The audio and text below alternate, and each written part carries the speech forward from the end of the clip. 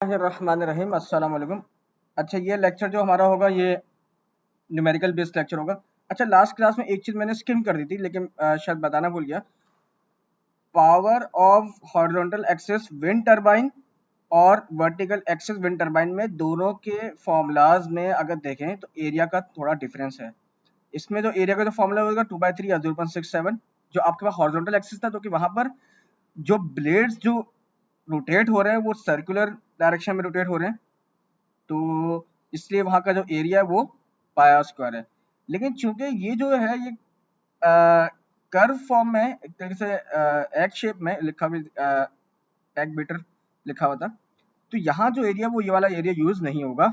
बस ये ध्यान में रखना, यहाँ जो आपका एरिया आएगा, यहाँ पर हाइट, इसकी जो हाइट है मल्टीप्लाई बाय डायमीटर। बाकी एट दी एंड जो विंड पावर का फॉर्मूला वो सेम रहेगा। ठीक है, अब जरा सा दोबारा न्यूमेरिकल्स देख लेते हैं कुछ। ये न्यूमेरिकल्स हमें सबसे पहले तो सर्कुलर एरिया मालूम करना है, पहले न्यूमेरिकल देख लेते हैं। अच्छा, इसमें कुछ क्वांटिटी है, पाई आर स्क्वायर पता होना चाहिए हमें, और इसकी वैल्यू, और आर जो होता है, सॉरी, वो आपका होता है रेडियस या length of one blade. Length को हम यूजुअली रेडियस ही से रिप्रेजेंट करेंगे। तो ये जरा आपको देखना है, अगर कहीं लेंथ लिखा हुआ है, ये बहुत इंपॉर्टेंट पॉइंट है, अगर कहीं लेंथ लिखा हुआ है तो उसका मतलब वो क्या है, वो है रेडियस। ठीक है, तो सबसे पहले तो 6 ब्लेड है, 45 मीटर लॉन्ग है, तो इसका मतलब यह है कि हमें एरिया कैलकुलेट करना है कि वो सर्कुलर फॉर्म में, स्विफ्ट एरिया का मतलब ही होता है कि सर्कुलर एरिया। तो इसका मतलब हम किसकी बात कर रहे हैं, हॉरिजॉन्टल एक्सिस विंड टरबाइन की बात कर रहे हैं। तो इसका मतलब क्या होगा, 45 जो होगा वो आपका क्या है, रेडियस है, तो एरिया देख लो पाई आर स्क्वायर। सिंपल है। अच्छा, अब अब थोड़ा सा चेंज हो गया। पहले रेडियस, पहले हमें लॉन्ग मतलब बताया हुआ था कि 45 मीटर लॉन्ग है, और मैंने बता दिया था कि लेंथ ही क्या है, यानी किसी एक ब्लेड की जो लेंथ गिवन है तो वही इसके रेडियस को रिप्रेजेंट करेगी। इस केस में डायमीटर हमें पता है, तो टोटल जो सर्कुलर जो डायमीटर है जो वो ब्लेड्स कवर कर रहे हैं वो 60 मीटर है। तो हमें क्या करना होगा, इसको डिवाइड बाय 2 करना होगा ताकि किस में कन्वर्ट हो जाए, रेडियस में। तो पाई आर स्क्वायर दोबारा वही आ जाएगा। ठीक है।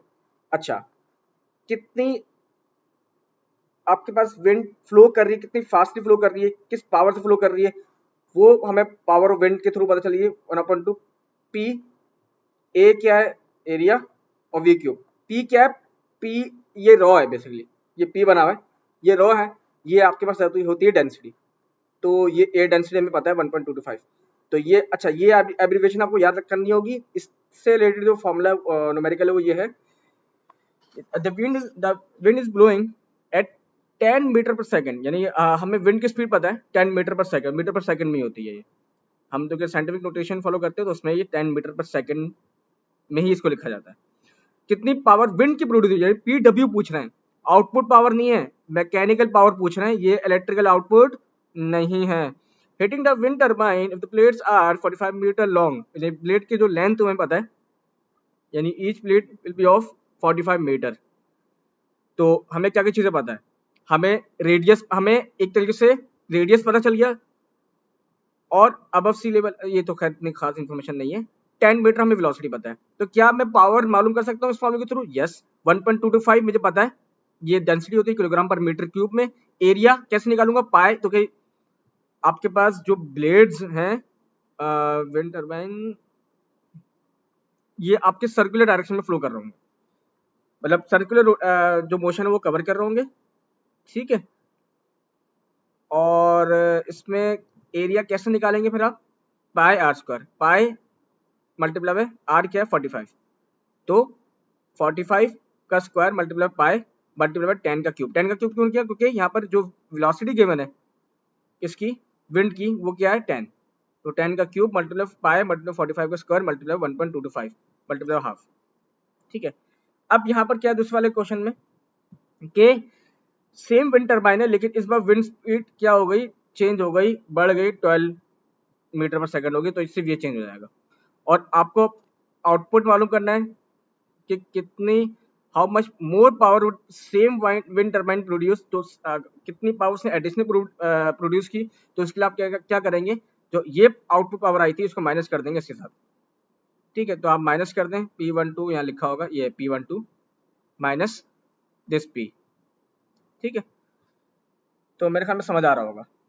अच्छा, ये न्यूमेरिकल इसलिए करवाए जा रहे हैं क्योंकि मोस्टली पेपर में ये कंफ्यूजन हो जाती है कि कौन सी मैकेनिकल पावर है, कौन सी इलेक्ट्रिकल पावर है। तो अगर आपको ये समझ आ जाता है कि अगर 45 मीटर लॉन्ग है तो ये रेडियस गिवन है उस ब्लेड का, तो और आपको फॉर्मूला याद है, raw A V cube, half raw A V cube power output किसका है, विंड का, ठीक है, जो कि मैकेनिकल आउटपुट पावर है, ठीक है। तो फिर आप में आपको कोई भी प्रॉब्लम नहीं होगी। अच्छा, अब ये थोड़ा सा, ये हमने सीपी की बात भी की थी कि कितनी विंड एनर्जी अवेलेबल है और कितनी उसने विंड क्या कहते हैं, विंड टरबाइन ने कितनी इलेक्ट्रिसिटी जनरेट की, ये डिफाइन होती है coefficient of power of wind turbine. जो कोफिशिएंट ऑफ पावर है सीपी, ये क्या बताती है कि जितनी टोटल एनर्जी विंड की अवेलेबल थी, जो टोटल एनर्जी विंड की अवेलेबल थी, उसके कॉरस्पॉन्डिंग कितना इलेक्ट्रिकल आउटपुट जनरेट हुआ।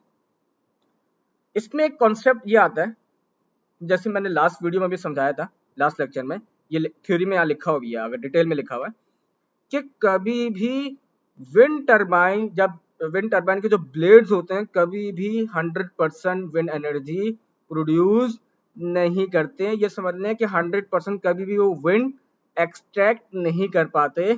हमेशा क्या होता है, अकॉर्डिंग टू बेस लिमिट जो हमने देखी थी, वो क्या थी, 59.3%, यानी 59.3% विंड एनर्जी आपकी क्या होती है, कैप्चर होती है, सही है।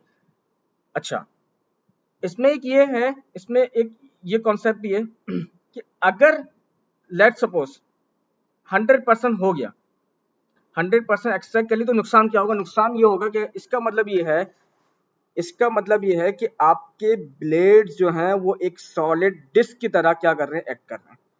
लेट सपोज फॉर एग्जांपल, अब कहने का मतलब मेरा क्या है, मतलब मान लेते हैं, थोड़ी देर के लिए मान लेते हैं, मैंने ऐसा विंड टरबाइन बना दिया जो कि 100% एफिशिएंट है और 100% विंड एनर्जी जनरेट कर रहा है। ये प्रैक्टिकली पॉसिबल नहीं है, क्योंकि जब 100% का मतलब ये कि इसका मतलब विंड जो इसके ब्लेड्स हैं बहुत ज्यादा फास्टली क्या हो रहे हैं, रोटेट कर रहे हैं। इसका मतलब वो इतना फास्ट रोटेट कर रहे हैं कि वो एक एज अ सॉलिड डिस्क कर रहे हैं। सॉलिड डिस्क का मतलब ये कि अब एयर जो है वो स्ट्राइक तो कर रही है इन ब्लेड से, लेकिन सारी कैप्चर हो रही है, 100% कैप्चर हो रही है। इसका मतलब एयर फ्लो हो ही नहीं रहा, क्योंकि एयर फ्लो होना बहुत जरूरी है रोटर को रोटेट कराने के लिए। एयर का पास होना बहुत जरूरी है। अगर एयर ब्लॉक हो रही है, सॉलिड डिस्क का मतलब है कि एयर ब्लॉक हो जाना, तो इसका मतलब आपका रोटर रोटेट नहीं करेगा। रोटर रोटेट ही नहीं करेगा तो आपके पास इलेक्ट्रिकल आउटपुट ही जनरेट नहीं होगा। लेकिन ये यही चीज यहाँ लिखी हुई है, efficient 100% efficient would not be 100% efficient. It would need to stop 100% of the wind, but the rotor would have to be a solid disk and it would not turn and no kinetic energy would be converted. यानी आपने इसको 100% efficient तो बना दिया, मतलब 100% air को रोक रहा है वो, लेकिन इससे क्या होगा, रोटर आपका उस काइनेटिक एनर्जी को इलेक्ट्रिकल एनर्जी में कन्वर्ट नहीं करेगा। If you had a wind turbine just one rotor plate, और दूसरी एक्सट्रीम सिचुएशन क्या है कि आपने एक ब्लेड लगाया हुआ है, 3 ब्लेड लगाने होते हैं वैसे, ऑप्टिमल चॉइस यही होती है, लेकिन आपने एक ब्लेड, अब क्या हुआ, सारी एयर पास होना शुरू हो जाएगी, सारी एयर पास होना शुरू होगी। अब क्या कर दिया आपने, अब आपका क्या होगा, रोटर तब भी उतनी मतलब नुकसान क्या होगा, एनर्जी कैप्चर ही नहीं होगी। जब रोटेशनल एनर्जी नहीं तो जैसे अल्टरनेटर आउटपुट जनरेट नहीं करेगा। तो दो इसमें कंडीशन है, पहली तो ये कि आपने इतने सारे ब्लेड लगा दिया और इतनी फास्ट इसको रोटेट करवा रहे हो आप कि क्या हुआ, एयर फ्लो ही नहीं कर रही, एयर पास ही नहीं हो रही, ठीक है। तो उस केस में भी आपके पास क्या होगा, रोटर रोटेट नहीं करेगा। दूसरा ये कि आपने एक ब्लेड लगाया हुआ, सिर्फ एक ही आपने वो लगाया, पंखा लगाया, पंखा कह रहा हूँ, उसकी जो विंग होती है एक विंग लगाई हुई है। अब क्या होगा, सारी एयर जो है वो लॉस होना शुरू हो जाएगी, वेस्ट होना शुरू हो जाएगी। तो दूसरा ये लिखा हुआ है, on the other extreme if you had a wind turbine with just one rotor plate, most of the wind passing through the area swept by the turbine blade would miss the blade completely, and so the kinetic energy would be kept by the wind. Kinetic energy क्या हुआ, observe नहीं हो रही, उस wind के अंदर मौजूद है। In the diagram above the wind turbine convert 70% of the base limit into electricity.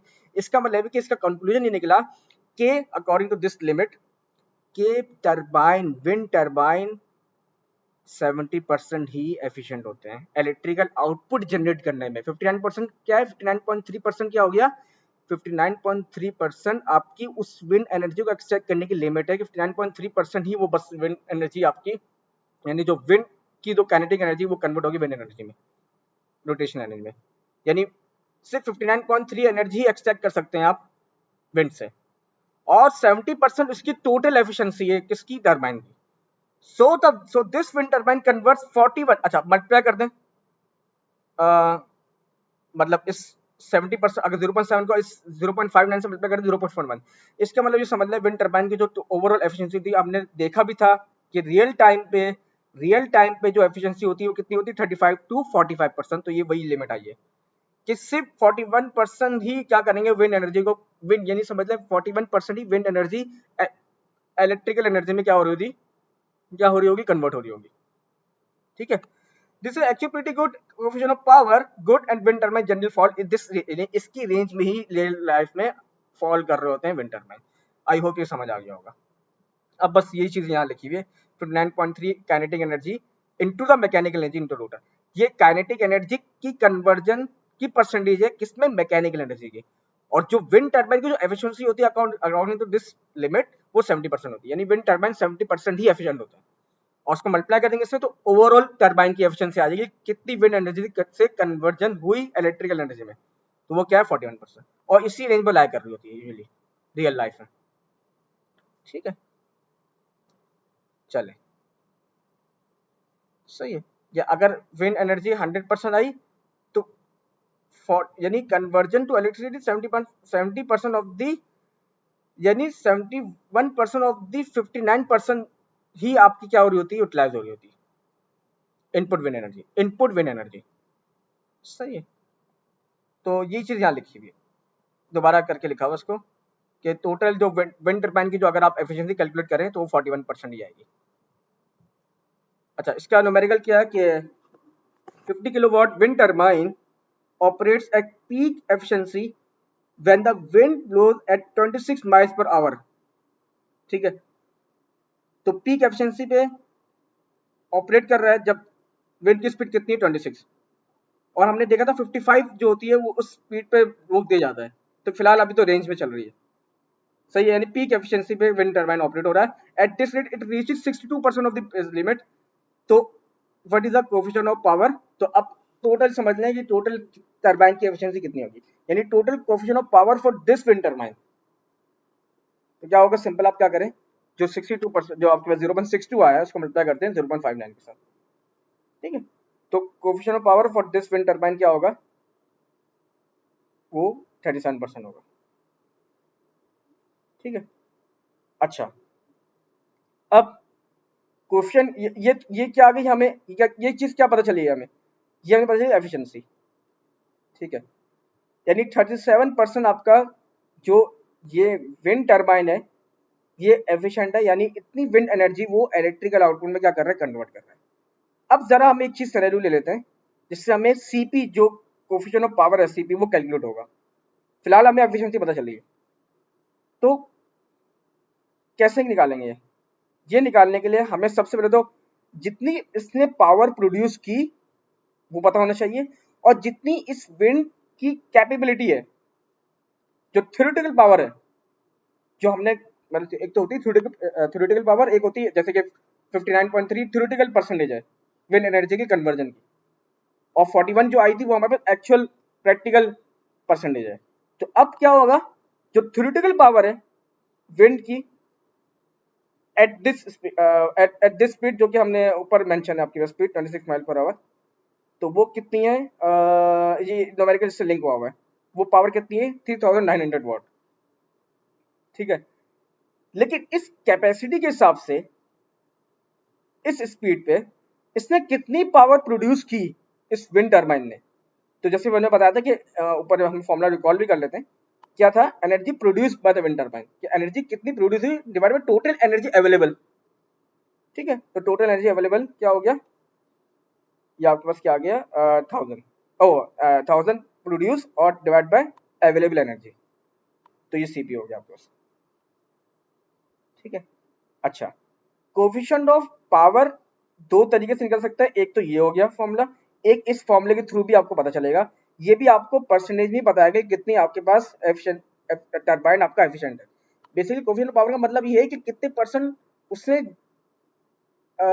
Generation की। ठीक है, तो अब 37 का मतलब ये है कि विंड टरबाइन 30% एफिशिएंट है अपनी टोटल कैपेसिटी के हिसाब से। जो इसकी थ्योरेटिकल पावर थी, जैसे कि इस केस में 3900 थी, तो इस कैपेसिटी के हिसाब से, इस अवेलेबिलिटी के हिसाब से इसने इतनी प्रोड्यूस की। और यही बात यहाँ भी आ सकती है। यानी आप कोफिशिएंट पावर यहाँ कैसे कैलकुलेट होगी? अब फॉर एग्जाम्पल आपको पावर पता नहीं है, आपको निकालना है what is the coefficient of power, तो आप सिंपल क्या करो, जो परसेंटेज है, जो इस लिमिट, यानी ये टरबाइन जो है, ये 50 किलोवाट का जो टरबाइन है, ठीक है, ये इतना एफिशिएंट है, तो आप क्या करें, सिंपल इसको इस लिमिट से मल्टीप्लाई करते हैं, क्योंकि कोई भी टरबाइन इस लिमिट से ज्यादा एनर्जी एक्सट्रैक्ट विंड से नहीं कर सकता। ठीक है, अच्छा, you made a home made wind turbine that has a 3 blades that are 1 meter long. अच्छा, 1 मीटर लॉन्ग है, ये बात इंपॉर्टेंट होगी। You live at a sea level, so the air density is about, air density हमें इस फॉर्मूले में given है, इस न्यूमेरिकल में गिवन है। The wind is blowing at this speed, wind की स्पीड भी हमें पता है। व्हाट इज थ्योरेटिकल पावर, तो थ्योरेटिकल पावर जो आउटपुट इन दिस विंड का मतलब कि विंड पावर पूछ रहे हैं, W यानी half P A V Q, P क्या रॉ, ये रॉ यानी डेंसिटी, तो डेंसिटी इस केस में 1.22 हम यूज नहीं करेंगे इसका मतलब, तो 1.23 मल्टीप्लाई बाय एरिया, एरिया कैसे निकालेंगे, एरिया कैसे निकालेंगे, लेंथ हमें पता है, ये देखिए 1 मीटर लॉन्ग है, क्या है 1 मीटर लॉन्ग, पहले मैंने आपको बताया था, ये इंपॉर्टेंट इन्फॉर्मेशन होगी, तो पाई आर स्क्वायर कर देंगे, आर क्या है 1, तो ये हमारे पास आ जाएगा एरिया, वी विंड की स्पीड वो हमें पता है 12 मीटर पर सेकेंड। ठीक है, ये आप करते हैं, इसके साथ आपको आंसर पता चले, ठीक है, ये आपको पावर, विंड की पावर पता चल जाएगी। अच्छा, you hook your turbine up to a multimeter and find that it is pumping out, अब पता ही चला, ये तो थ्योरेटिकल पावर, देखिए अब ये हर न्यूमेरिकल पिछले वाले से लिंक हुआ है, जैसे मैंने बताया था, ये लिंक हुआ था, कोएफिशिएंट ऑफ पावर हमने इस फॉर्मूले के थ्रू भी निकाल सकते हैं और इसके थ्रू भी निकाल सकते हैं, यानी अगर आपको परसेंटेज पता है एफिशिएंसी, यानी कितना टरबाइन एफिशिएंट है, आप सिंपल इसको इस लिमिट से मल्टीप्लाई कर दें, जो कि 0.59 थी, पता चल जाएगी आपको कोएफिशिएंट ऑफ पावर। अब आपको कोएफिशिएंट ऑफ पावर मालूम करनी है किस तरह, दो न्यूमेरिकल्स में, यानी ये न्यूमेरिकल इससे लिंक हुआ हुआ किस तरह, अब पार्ट ए पार्ट बी से पता भी चल सकता है कि आपने यहाँ से क्या की, विंड पावर मालूम की कि कितनी पावर अवेलेबल है विंड में और कितनी पावर आपने प्रोड्यूस की, तो इससे क्या पता चला, सीपी। तो अब एक्चुअल में जो पावर आउटपुट आया, इस पावर के कॉरस्पॉन्डिंग वो 392 वॉट आया, 392 वॉट आया, यानी विंड में तो पावर 3.34 किलो वॉट थी, लेकिन मैकेनिकल लॉसेस वगैरह बेंज लिमिट जो उसकी जो लिमिट है 70%, वो सब अप्लाई करने के बाद इतनी इसके बाद आउटपुट आया 392, यानी ये बस प्रोड्यूस की, तो इतनी कम एफिशिएंसी है इसकी, कितनी 12%। ठीक है, see now calculate the coefficient of power for this turbine, ठीक, ये तो हमने कर लिया ना, एक्चुअल, अच्छा ये सवाल ही ऐसे पूछा होता है, एक्चुअल पावर प्रोड्यूस, तो यही से पता चला 392 वॉट है, तो एक्चुअल पावर कितनी है 392 वॉट, यहाँ पर एक्चुअल में निकालना सीपी, तो वो क्या है 392 डिवाइड बाय 334, सही 12%, कोई मसला। अब मैन, अच्छा अब ये एक अच्छा सवाल है, अब वो कह रहा है कि एक बंदा है जो कि विंड टर्बाइन बेच रहा है, सेल कर रहा है, और वो ही कह रहा है कि ये he says that you will be able to produce all of the electricity required for your home, यानी आप जितनी इलेक्ट्रिसिटी आप उसको प्रोड्यूस करते हो, इसके थ्रू प्रोड्यूस कर सकते हो, यहाँ तक तो बात ठीक थी, लेकिन यहाँ ट्विस्ट इसने ये कर दिया कि विंड टर्बाइन आपका 73% एफिशिएंट है, यहीं से पता चल गया ये तो प्रैक्टिकली पॉसिबल ही नहीं है कि विंड टरबाइन आपका 73% एफिशिएंट हो जाए, क्योंकि अभी हमने कैलकुलेट किया था कि विंड टरबाइन तो ओवरऑल जो एफिशिएंट होते हैं वो 70% होते हैं, लेकिन जब इस पे मल्टीप्लाई करते हैं उस लिमिट को 0.59 से, तो वो 40 अराउंड कुछ परसेंटेज आ रही होती है, यानी 35 टू 45 अराउंड परसेंटेज आ रही होती है, तो 73% तो एफिशिएंसी पॉसिबल ही नहीं है टरबाइन की। क्यों? क्योंकि यहाँ भी लिखा हुआ है कि अगर हम देखें कि ये टोटली लाया है और वो सेलमैन जो है वो सही नहीं कर रहा, मतलब जो ऑफर दे रहा है वो गलत है, क्यों? क्योंकि अकॉर्डिंग टू द लिमिट 59.3% जो विंड एनर्जी वो एक्सट्रैक्ट हो सकती है, और जो टरबाइन की efficiency according to this limit वो 70% है, तो 0.7 मल्टीप्लाई 59.3%, तो वो क्या हो जाएगा, कितनी क्या लिमिट आ जाएगी आपके पास, आ जाएगी यानी जो थ्योरेटिकल लिमिट आ जाएगी वो 43 आएगी। सही है। तो ये है।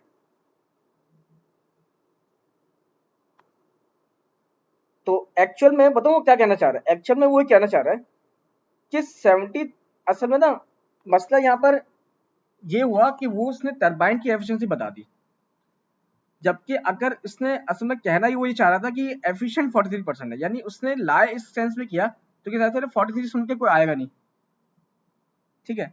तो उसने 73 बता दिया, एक्चुअली तो 73 में क्या बताना चाह रहा था, 73 वो लिमिट बताना चाह रहा था कि 73% उसकी वो लिमिट है, लेकिन अभी उसने फैक्टर मल्टीप्लाई नहीं किया था 3.59 का। मेरी बात समझ आ रही है? तो एक्चुअली में ये लिखा हुआ था salesman is not saying that the efficiency, actually वो क्या कहना चाह रहा है कि ये 43% है, सही है। तो कि टरबाइन की एफिशिएंसी आपको इस लिमिट के थ्रू ही पता चलती है, यानी जो आप ये लिमिट होती है इससे मल्टीप्लाई करते हो उस एफिशिएंसी को, तब पता चलता है कि कितनी एनर्जी प्रोड्यूस होगी, यानी कितना एफिशिएंट है टरबाइन। 73 का मतलब ये है, अगर हम 73 सपोज कर लेते हैं तो 73 का मतलब क्या है, इसका मतलब ये है कि आपकी विंड एनर्जी 100% कैप्चर हो रही है, ऐसा तो पॉसिबल ही नहीं है। तो 73 पॉसिबल इस वजह से भी नहीं है क्योंकि 59.3 तो विंड एनर्जी की लिमिट है, ठीक है। तो वो मल्टीप्लाई होने के बाद 73 अगर मल्टीप्लाई करते हो तो ये 43 आएगी आपके पास, ठीक है। तो सही है। अच्छा, टिप स्पीड रेशो मैंने लास्ट क्लास में, अब अगर लास्ट क्लास की चीज समझ में नहीं तो अब समझ आ जाएगी। टिप स्पीड रेशो ही बता रहा होता है कि बेसिकली रेशो होता है ब्लेड की स्पीड का और विंड की स्पीड का, ठीक है। Ratio of the tip speed of the blade to the wind speed, to the wind speed. ये बात मेरी समझ आ गई। तो अब इसको इस थ्योरी को थोड़ा मैं आसान वर्ड में बता देता हूँ। अगर तो लेट्स सपोज ब्लेड बहुत कम रोटेट कर रहे हैं तो T S R ratio obviously बात है स्लो लो हो जाएगा, लेस देन 1 हो जाएगा। क्यों? क्योंकि विंड स्पीड ज्यादा है लेकिन ब्लेड उस स्पीड से रोटेट नहीं कर रहे, ठीक है। तो इसका मतलब विंड स्पीड आपकी यूज ही नहीं हो रही, तो रेशो कम है। विंड स्पीड है लेकिन ब्लेड की स्पीड बहुत ज्यादा है तो रेशो ग्रेटर देन 1 हो जाएगा, तो इसका मतलब ये भी सही नहीं है। इसका मतलब आपकी अभी हमने देखा था, इसको लिंक करें प्रीवियस बात से कि हमने बोला था कि अगर ब्लेड बहुत ज्यादा तेजी से रोटेट हो रहे हो तो इससे भी क्या होता है, रोटर की एफिशिएंसी डाउन होती है, ठीक है, क्योंकि एयर फ्लो ही नहीं कर रही होती, एयर उस रोटर से स्टैक नहीं कर रही होती, ठीक है। मेरी बात यानी रोटर के हब में वो मैकेनिकल पावर जाती ही नहीं है, तो बीच में एयर गैप होना बहुत जरूरी है, यानी एयर का फ्लो होना बहुत जरूरी है, एयर का फ्लो होना बहुत जरूरी है। तो इसलिए ये टीएसआर रेशियो ऑप्टिमल होना चाहिए, यानी ब्लेड नंबर ऑफ ब्लेड्स भी उसी हिसाब से हो कि बीच में फ्लो भी हो और इतने कम भी ना हो कि वो आप विंड एनर्जी क्या कह रहे हैं एक्सट्रैक्ट नहीं कर पा रहे, ठीक है। तो ये बात इसमें यहाँ लिखी हुई है, most of the wind will pass straight through the gap between the blades therefore giving no power, straight through the blades मतलब जा रहे हैं, मतलब फॉर एग्जांपल इसका मतलब ये है कि ब्लेड आपने एक जैसे एक एग्जांपल लेती, एक ब्लेड आपने लगाया हुआ है, अब जाहिर सी बात है एक ब्लेड लगाया हुआ है तो बीच में गैप कितना ज्यादा हो गया, बहुत ज्यादा हो गया ना, तो सारी गैप से एयर पास हो जाएगी, विंड पास हो जाएगी, विंड यूटिलाइज ही नहीं होगी, वो भी सही नहीं है। लेकिन अगर रोटर बहुत ज्यादा फास्टली मूव कर रहा है तो ये भी बहुत ज्यादा नुकसानदेह है, एफिशिएंसी डाउन करेगा क्योंकि वो एक सॉलिड बॉल बन जाएगी पूरी, अगर मैं जोर जोर से घुमाऊंगी एक चीज तो क्या हो जाती है, एक सॉलिड बॉल बन जाती है। तो इससे भी क्या होगा, एयर फ्लो नहीं होगा, तो आपके पास तो टर्बुलेंस आ रही होगी, इरेगुलरिटी आ रही होगी आपके पास, तब भी क्या हो जाएगी, एफिशिएंसी क्या हो जाएगी, डाउन हो जाएगी। तो ये बात है इसमें। अच्छा, wind turbine must be design with optimum speed ratio, मैंने आपको बताया था ऑप्टिमम स्पीड रेशियो होना चाहिए। मैक्सिमम पावर आउटपुट जनरेट हो किससे, विंड की, विंड पावर, जो विंड पावर आ रही है उसके थ्रू जो इलेक्ट्रिकल पावर हो वो भी मैक्सिमम हो, ठीक है। अच्छा, ये मेजर किस तरह की जाती है, रोटर की speed, speed distance divide by time. अच्छा, ये फॉर्मूला था इसका स्पीड, ये जो स्पीड है, ये वाली जो स्पीड आपकी क्या कहते हैं, जो टिप स्पीड ऑफ ब्लेड है, टिप स्पीड ऑफ ब्लेड का फॉर्मूला ये है 2πr divide by time, 2πr divide by time, ये इसका फॉर्मूला है, ठीक है। अच्छा, तो क्या मैंने आपको बताया था ब्लेड आपका मूव कर रहा है एक डिस्टेंस, किस फॉर्म में कवर कर रहा है, वो सर्कमफेरेंस के फॉर्म में कवर कर रहा है, तो क्या फॉर्मूला हो जाएगा 2πr। अच्छा, बाकी इसमें और कुछ खास ना लिखा हुआ नहीं है, तो ठीक है, वही चीज लिखी हुई है, वही चीज यहाँ लिखी हुई है कि अगर आपका टीएसआर रेशो ग्रेटर देन 1 हो जाए तो इसका मतलब ये है कि सारी की सारी जो स्पीड है वो आपकी, this mean there is a lift involve to make your blade spin faster than the wind speed, यानी विंड स्पीड क्या है, कम है as compare to blade speed, तो सारी स्पीड ड्रैग हो रही होगी, मतलब उस पर वो एयर फ्लो नहीं हो रहा होगा, तो इससे एफिशिएंसी क्या होगी, डाउन होगी, जैसे मैंने बताया था। ठीक है, सॉलिड वॉल की तरह एक्ट करेगा वो। ठीक है, तो अब ये इसकी एप्लीकेशन बता रहे हैं, अराउंड 1 की जाती है जो आपकी ग्राइंडिंग ग्रेन्स और पंपिंग वाटर होती है, वहां पर टीएसआर रेशो अराउंड 1 होते हैं, लेकिन मॉडर्न जो टर्बाइंस होते हैं वहां पर इस तरह मैनेज किया जाता है कि टीएसआर रेशो लाइक अराउंड 5 होता है। ठीक है, अच्छा, विंड स्पीड कैलकुलेट करने का तो एक तो तरीका एनोमोमीटर था, बताया था मैंने, एनोमीटर यूज किया जाता है, नहीं तो एक तरीका ये भी होता है कि आप एस्टिमेट लगा लो, कि आप डिस्टेंस देख लो, आपने अब जैसे विंड आ रही है तो आप डिस्टेंस के हिसाब से देख लो कि अगर 4 to 5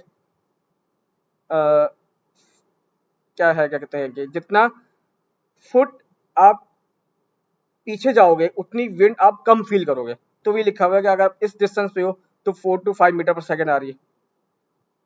ठीक है, थोड़ा पीछे गए तो अब वो विंड स्पीड की जो विंड की जो फील है वो कम हो जाएगी, 2.5 से 3.5 हो जाएगी। तो इसके 3 लेवल्स हैं बेसिकली। ठीक है, पहली जगह पहले पॉइंट पे खड़े हुए आप, स्पीड आपको इतनी मिल गई, दूसरे पॉइंट पे चले गए और कम हो गई, तो तीसरे पॉइंट, इससे आप एक एवरेज ले लेते हो स्पीड का। सही है, तो ये वो तरीका है।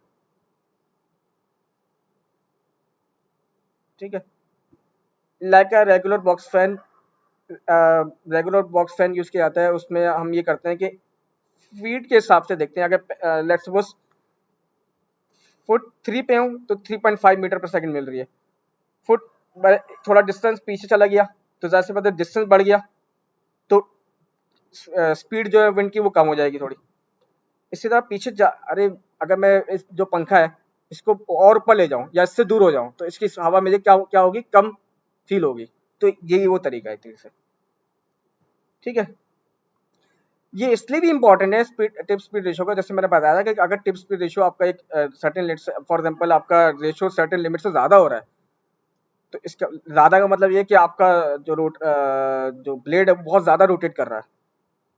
ठीक है, एज कम यानी इसकी स्पीड ज्यादा है as come to wind speed, तो ये भी सही नहीं है। ठीक है, कम है, देखें, remember that if the rotor spin too slowly, यानी अगर रोटर टू स्लोली क्या कर रहा है, रोटेट कर रहा है, इसका मतलब विंड स्पीड ज्यादा है। विंड स्पीड क्या है, ज्यादा है, यानी लिखा हुआ lot of wind will pass, wind speed ज्यादा है, इसका मतलब सारी विंड पास हो रही होगी, वो कैप्चर नहीं हो रही होगी, गैप्स के थ्रू पास हो रही होगी। ठीक है, तो इससे आपकी एनर्जी एक्सट्रैक्ट नहीं होगी, जब एनर्जी एक्सट्रैक्ट नहीं होगी तो इसका मतलब आपकी वो रोटेशनल एनर्जी में कन्वर्ट नहीं होगी, रोटेशनल एनर्जी में कन्वर्ट नहीं होगी, तो एट द एंड आपका आउटपुट जनरेट नहीं होगा। सही है, तो अब ब्लेड, अब अगर आपके ब्लेड बहुत ज्यादा क्विकली रिस्पॉन्ड कर रहे हैं, बहुत ज्यादा स्पिन हो रहे हैं, तो इससे क्या होगा, इससे भी क्या होगा, वो एक as a solid wall act करेंगे, लिखा हुआ भी है। So if you want to maximize your turbine efficiency, आपको perfect tip speed ratio select करना होगा, और इसका फॉर्मूला जो ऑप्टिमल स्पीड रेशियो का फॉर्मूला है वो 4 पाई बाय एन है, ये पाई है आपके पास। ठीक है, तो ये आपके पास फॉर्मूला है, इसमें जो एन है वो नंबर ऑफ ब्लेड्स हैं, ब्लेड्स आपके चेंज हो सकते हैं, ब्लेड 1 2 3 ये आपके इस हिसाब से चेंज हो सकते हैं। सही है, तो अब जरा हम ये कुछ न्यूमेरिकल्स देख लेते हैं, फिर हम ऑफ करते हैं इसको, ये टॉपिक हमारा एंड हो जाएगा। अच्छा, if you have wind turbine 3 blades, अच्छा 4 मीटर लॉन्ग, अब मुझे कौन बताएगा मीटर लॉन्ग का क्या मतलब है, रेडियस, रेडियस गिवन है हमें। सही है, तो रेडियस गिवन है तो आर हमें पता है 4 मीटर, तो मल्टीप्लाई कर देंगे सिंपल। अब मैं क्या मालूम हुआ, डिस्टेंस, डिस्टेंस किस फॉर्म में होगा, सर्कमफेरेंस के फॉर्म में होगा, जैसे मैंने बताया सर्कमफेरेंस के फॉर्म में रेडियस होता है, ओ डिस्टेंस होता है, क्योंकि ब्लेड जो है वो सर्कुलर जो रोटेशन है वो सर्कुलर डायरेक्शन में ना, सिंपल सी बात है, तो वो डिस्टेंस क्या होगा, वो सर्कमफेरेंस होगा, तो 2 पाई आर फॉर्मूला होता है, आर हमें पता है 4 मीटर, मल्टीप्लाई कर देंगे 2 पाई के साथ।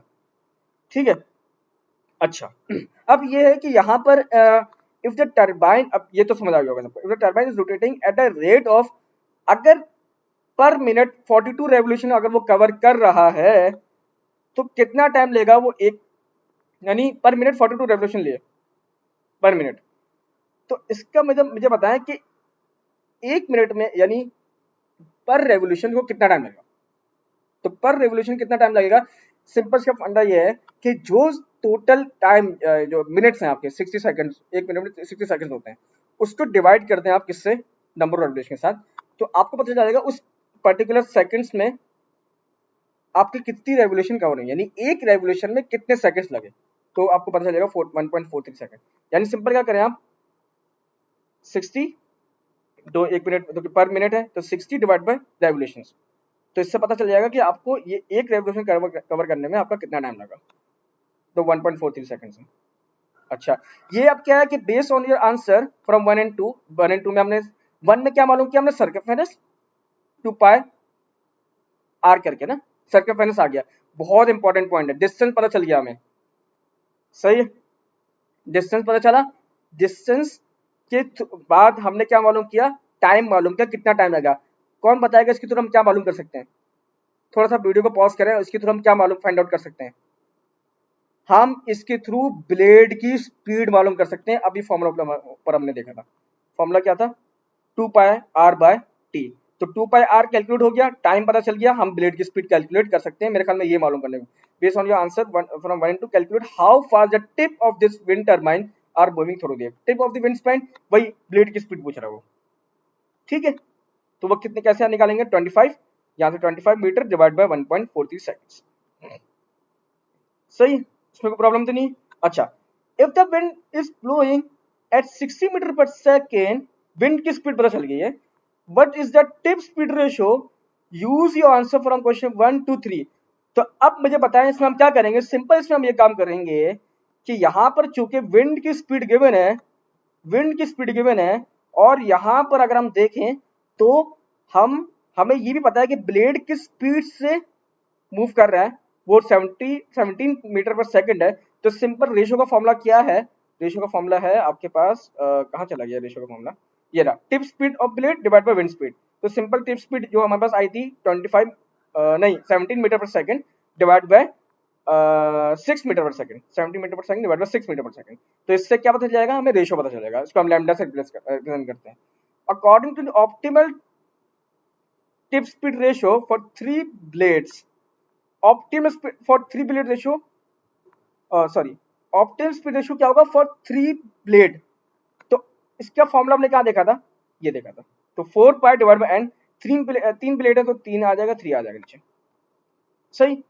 ये तो मेरे को भी समझ आ गया होगा, ठीक है, तो अब इसके कंपैरिजन में अगर हम देखें तो आप देखिए ऑप्टिमल है, यानी इतना होना चाहिए, इसका मतलब ये है कि अभी जो रेशियो आया है वो बहुत कम है, 3 ब्लेड के हिसाब से, अगर 3 ब्लेड के को टर्बाइन, बहुत इंपॉर्टेंट पॉइंट है, ऑप्टिमल रेशियो से पता चलेगा कि एक्चुअल रेशियो होना कितना चाहिए। असल में हुआ ये था कि डिस्टेंस जो इसने कवर किया और जो टाइम इसको रेवोल्यूशन में लग रहा है, पर रेवोल्यूशन जो टाइम लग रहा है उसके हिसाब से जो डिस्टेंस आया है सर्कमफेरेंस, ठीक है, वो और डिस्टेंस को यूज करते हमने जो उसकी स्पीड मालूम की, वो और विंड की स्पीड के हिसाब से जो रेशियो हमने कैलकुलेट किया प्रैक्टिकली वो 2.8 है, और जो होना चाहिए था वो 4.2 है। इसका मतलब ये है कि ये बहुत ज्यादा कम रेशियो है, इसका मतलब कि जो ब्लेड है वो सही से रोटेट नहीं कर रहा, इसका मतलब ये है कि आपके टरबाइन एफिशिएंट नहीं है, तो ऑप्टिमल ये रेशियो ये होना चाहिए था। अच्छा, an offshore wind turbine with 360, अब देखें 360 मीटर के ब्लेड लगे हुए, रोटेट एट दिस आरपीएम, इस आरपीएम के थ्रू हम क्या कर, सबसे पहले तो कौन मुझे बताएगा, ये न्यूमेरिकल वैसे होमवर्क होना चाहिए लेकिन ये बहुत आसान न्यूमेरिकल इसलिए हम कर लेते हैं। सबसे पहले तो ये कि हमें उस ब्लेड की लेंथ पता है 60 मीटर, उस ब्लेड की क्या पता है, लेंथ पता है, इसका मतलब लेंथ का मतलब रेडियस पता है, रेडियस पता है, इसका मैं डिस्टेंस में कैलकुलेट कर सकता हूँ सर्कमफेरेंस की फॉर्म में, 2 pi R, 2 pi multiply by 60, okay, हम टाइम भी कैलकुलेट कर सकते हैं, पर रेवोल्यूशन कितना टाइम है, 60 डिवाइड बाय 12, इसके थ्रू ये यहाँ पर कन्वर्जन हुई भी है, ठीक है, 60 पर मिनट, 1 मिनट पर 42 रेवोल्यूशन, तो आप 60 को डिवाइड करते हैं 42 से, आपको क्या पता चल गया था 4.43 सेकंड पर revolution time for this 42 revolution. तो आप 12 रेवोल्यूशन के लिए क्या करेंगे, आप 60 को डिवाइड करें 12 से, ये भी हो गया। अब क्या होगा, क्या क्या चीजें कैलकुलेट हो गई, सर्कमफेरेंस भी आ गया, टाइम भी पता चल गया, क्या मेरे पास ये आ जाएगा, स्पीड आ जाएगी मेरे पास? यस। इसका मतलब मुझे ब्लेड की स्पीड पता चल गई है। ओके। पता है एक और चीज भी पता चल गई, विंड की स्पीड भी पता चल गई, 18 मीटर पर सेकंड है। ओके। इसका मतलब रेशियो मैं कैलकुलेट कर सकता हूँ। टिप स्पीड रेशियो क्या होगा, इसकी स्पीड जो आपको पता चलेगी और डिवाइड बाय 18, डिवाइड बाय 18 क्या पता चल जाएगी, टिप स्पीड रेशियो पता चल जाएगी।